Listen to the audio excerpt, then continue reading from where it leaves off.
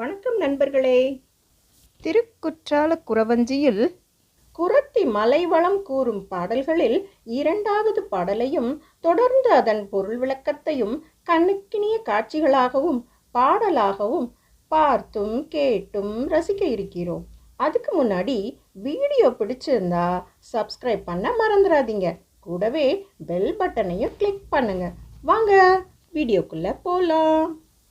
முழங்கு திரை புனலருவி கழங்கின முத்தாடும் முற்றமெங்கும் பறந்து பெண்கள் சிற்றிலை கொண்டோடும். முழங்கு திரை புனலருவி கழங்கின முத்தாடும் முற்றமெங்கும் பறந்து பெண்கள் சிற்றிலை கொண்டோடும். கிழங்கு கிள்ளி தேனெடுத்து வளம் பாடி நடிப்போம், கிம்புரியின் கொம்பொடித்து வேம்பு திணை இடிப்போம். கிழங்கு கிள்ளி தேனெடுத்து வளம் பாடி நடிப்போம், கிம்புரியின் கொம்பொடித்து வேம்பு திணை இடிப்போம். செழுங்குரங்கு தேமாவின் பழங்களை பந்தடிக்கும், தேனலர் செண்பகவாசம் வானுலகில் வெடிக்கும். செழுங்குரங்கு தேமாவின் பழங்களை பந்தடிக்கும், தேனலர் செண்பகவாசம் வானுலகில் வெடிக்கும். வழங்கு கொடை மகராசர் குறும்பலாவின் ஈசர், வளம் பெருகும் திரிகூட மலையெங்கள் மலையே.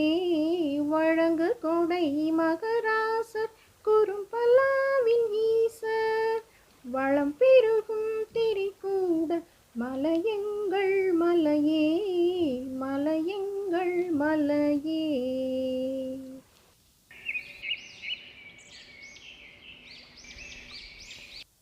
வானிலிருந்து வீழ்ந்து ஓடும் குற்றால அருவியின் இனிமையான ஓசையுடைய அலையானது அது செல்லும் வேகத்தில் சிதறிய நீர் துளிகளை ஆசிரியர் எதற்கு ஒப்பிடுகிறார் பாருங்கள்.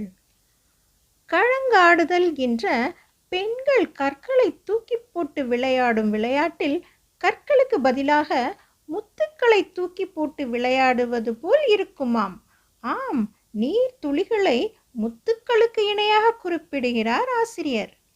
மேலும் அருவியானது மேலிருந்து வீழ்ந்து சிதறி ஓடும்போது ஓடும் வேகத்தில் பெண் குழந்தைகள் தங்கள் வீட்டின் முற்றத்தில் கட்டி வைத்துள்ள சிறிய மணல் வீடுகளை அடித்து கொண்டு ஓடுமாம். இப்படி மலையின் நீர்வளத்தை தன் பாடலின் மூலம் 2 வரிகளில் மிக அற்புதமாக குறிப்பிட்டுள்ளார். மேலும் இப்படிப்பட்ட மலையில் வாழும் நாங்கள் கிழங்குகளை தோண்டி எடுத்தும் தேன் அடைகளில் உள்ள தேனை உணவாக உண்டும் இம்மலையில் வாழ்கிறோம் என குறவனும் குறத்தியும் மலையின் செழிப்பை பற்றி கூறுவதாக அமைந்துள்ளது. மற்றும் இவர்களின் வீரத்தை எடுத்துரைக்கும் விதமாக யானை தந்தங்களை உடித்தெடுத்து வறுத்த திணையை இடிக்க உலக்கையாக பயன்படுத்துவோம் எனவும் கூறியுள்ளார். மேலும் மலையின் செழிப்பை தெரிந்து கொள்ளும் விதமாக அங்கு வாழும் குரங்குகள் சுவையான மாங்கனிகளை பந்தடித்து விளையாடுமாம். அப்படியென்றால் அவை ஆசை தீர உண்ட பிறகு எஞ்சியுள்ள பழங்களை வைத்து விளையாடி மகிழ்வதாக மிக அழகாக ஒரே வரியில் கூறியுள்ளார். மேலும் அரிதாக கிடைக்கும் செண்பக மலர்கள் அதிகமாக இம்மலையில் உள்ளது என தெரிவிக்க, தேன் போன்ற வாசம் மிகுந்த செண்பக மலர்களின் வாசமானது எல்லா இடத்திலும் பரவி இறுதியில் தேவருலகத்தையும் சென்றடையும் என மிக அற்புதமாக குறிப்பிட்டுள்ளார்.